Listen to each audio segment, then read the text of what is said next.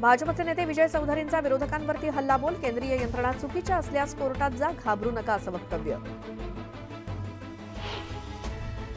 कल्याणमध्ये पत्नीनंच केली पतीची हत्या. प्रियकराच्या मदतीनं खून करून महिला फरार. पोलिसांच्या कारवाईनंतर दोघे अटकेत.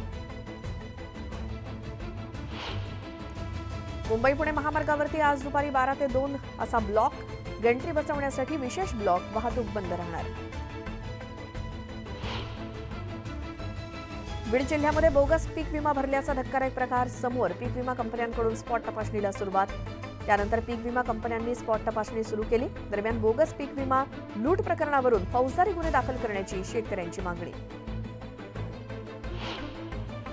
डिसेंबर अखेरीस अवकाळी आणि मराठवाड्यातील शेतकरी आर्थिक संकटात. रब्बी पिकं आणि फळबागांना मोठा फटका. मदतीची अपेक्षा. शहापुरात सरपंच आणि ग्रामविकास अधिकाऱ्यांचा मनमानी कारभार. ग्रामपंचायत सदस्य आक्रमक. कारवाई करा अन्यथा उपोषण करणार. सदस्यांचा इशारा.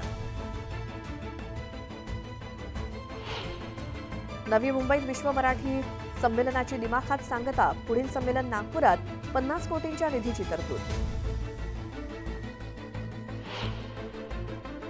भुसावळ तालुक्यात 30,000 कुटुंबांचं सर्वेक्षण पूर्ण. शहरी भागापेक्षा ग्रामीण भागात जास्त प्रतिसाद. धाराशिवमध्ये मराठा आरक्षणासाठी राज्य सरकारचं सर्वेक्षण. मुदतीच्या आधी सर्वेक्षण पूर्ण करण्याचा जिल्हाधिकाऱ्यांचा निर्धार.